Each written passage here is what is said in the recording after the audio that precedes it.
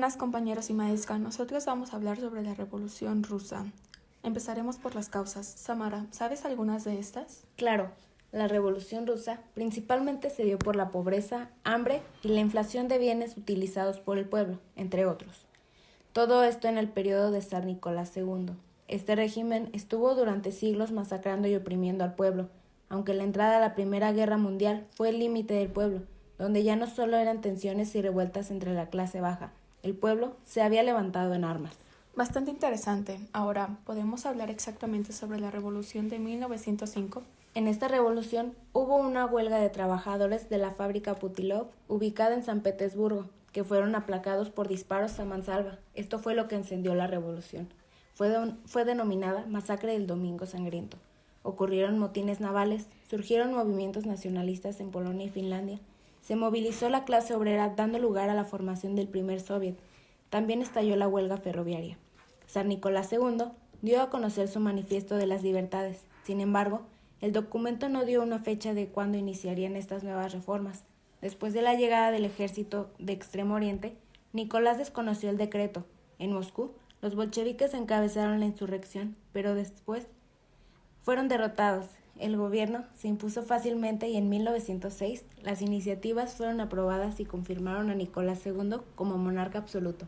Bueno, yo vine preparada para la Segunda Revolución, la de 1917.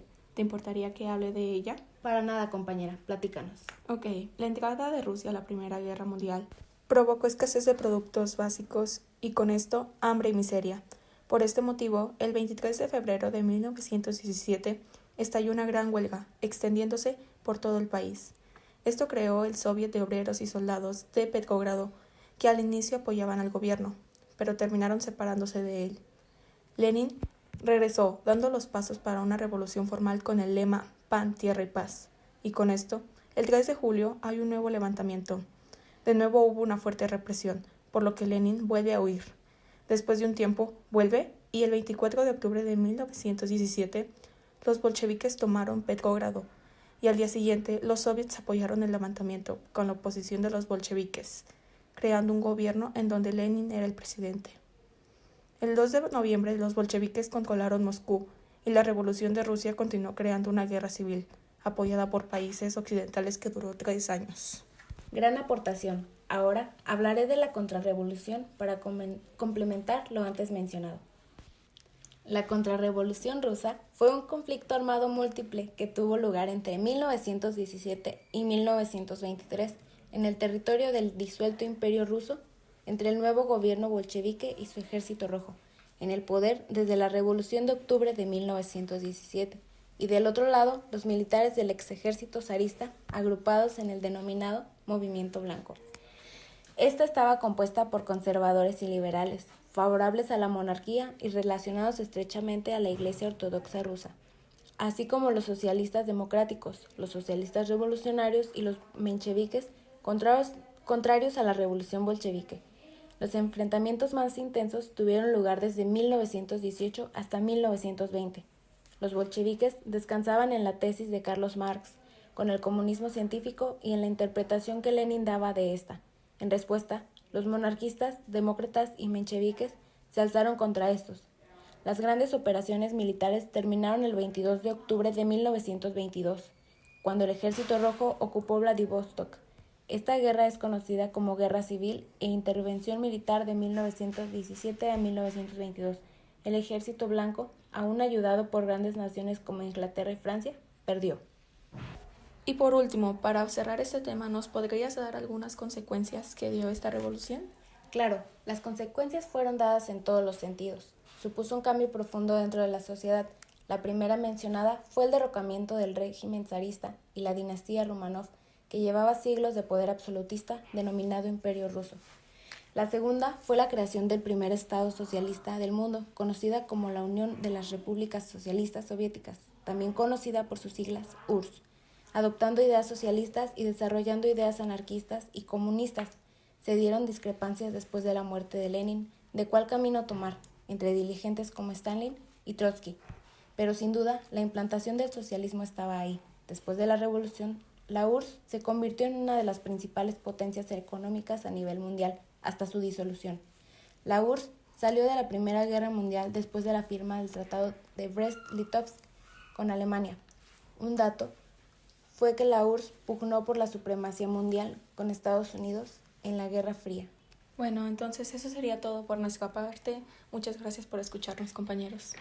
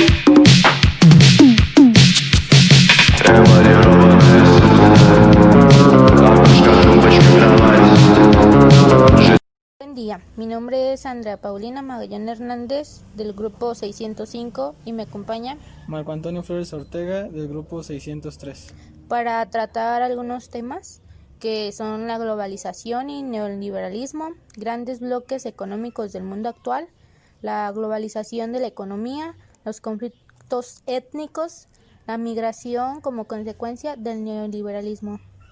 Para esto responderemos a algunas preguntas. La primera pregunta que se va a hacer ¿es verdad que la globalización solo privilegia a las potencias económicas? Sí, porque no se les da mucho o la misma importancia a las culturas que a las grandes potencias. Yo opino que es cierto que todos nos beneficiamos de la globalización, pero también es cierto que hay países tercermundistas que no son tan beneficiados porque siempre habrá preferencias por los países desarrollados. La siguiente pregunta es, ¿el neoliberalismo empobrece a las naciones? Mi punto de vista es sí y no. Es sí porque como hay muchas competencias en los productos, se tiene que bajar el precio de estos, y no porque hay más comercialización en el país. Yo opino que sí, ya que se menciona en las características que hay prioridad en el mercado mundial antes que en el mercado nacional. La siguiente pregunta dice, ¿la globalización ha provocado crisis económicas y ecológicas? Mi punto de vista es sí ha provocado una crisis económica y ecológica porque hay empresas que son aún más poderosas que los propios países que cuentan con recursos naturales, lo cual las empresas manufactureras explotan a los países con los materiales ecológicos.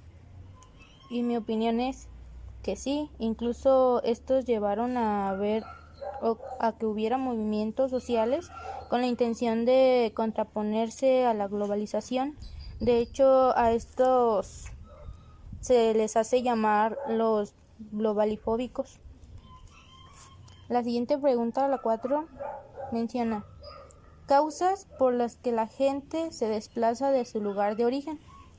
Mi punto de vista es que se desplazan por las situaciones económicas, políticas y sociales las cuales sufren o pasan en su país de origen. Yo en lo que leí alcancé a notar que decía que lo utilizan o se desplazan para escapar de conflictos, persecuciones, terrorismo o violaciones de sus derechos humanos. Incluso pues esto también es por la pobreza que hay en su país. La siguiente pregunta es la 5. La migración forzada. ¿O a qué se debe? Se debe por los desastres naturales, conflicto o guerras o extorsión. Sí, prácticamente aquí vemos que hay personas que no tienen otra opción más que salir de su país por causas que ya no ellos no tienen en control, por así decirlo, en los desastres naturales. Cuando alguien pasa por eso, pues no se puede hacer mucho por el momento, así que no queda de otra que mudarse. Y las guerras también como traen como consecuencia la muerte, también no hay mucha opción. La siguiente pregunta es, acciones que deben tomar los gobiernos tanto del país de origen como del país que recibe a los migrantes ante estas situaciones. Mi punto de vista es que estas situaciones llevan a que los países tomen acciones para el bien de los migrantes. Yo opino que acciones o decisiones que garanticen la dignidad y la seguridad de quienes deciden desplazarse hacia otros destinos. La pregunta 7 es, ¿cómo es que a los países con mejores niveles de bienestar sí les ha funcionado el modelo neoliberal? Mi opinión es que es por su estabilidad económica. Mi opinión es que en los países más desarrollados se utiliza que compran los productos primarios a países no desarrollados como México, por ejemplo, por precios muy baratos, se puede decir que mal pagados, y estos los venden en sus países a un buen precio, incluso los manufacturan. Ponen, de hecho, condiciones de calidad a los agricultores de nuestro país, dejando a los países pobres con lo peor de los productos. Incluso los países como México venden petróleo y compran gasolina, esto por falta de infraestructura e industrialización. La siguiente pregunta o nuestro punto final como reflexión. Pues mi punto de vista o mi reflexión es que en mi comunidad hay muchas personas que migran y esto se debe a que pues hay muy poco trabajo, muy poca estabilidad económica y el neoliberalismo en comunidad, hay mucho comercio, hay muchas tienditas, muchos lugares donde venden productos de mano de obra barata, entonces por eso es que la gente emigra para poder sobrevivir, para poder tener mejor estabilidad económica. Mi opinión es que en mi comunidad hay muchas familias que tienen algún integrante o más, incluso, que viven en otros países. Y en cuanto al neoliberalismo, pienso que nos beneficia a una parte porque así pueden poner las personas o pueden vender lo que quieran a precios que también ellos quieran, y ya depende del comprador donde quiera comprar sus productos o con cuál persona, en donde más le convenga.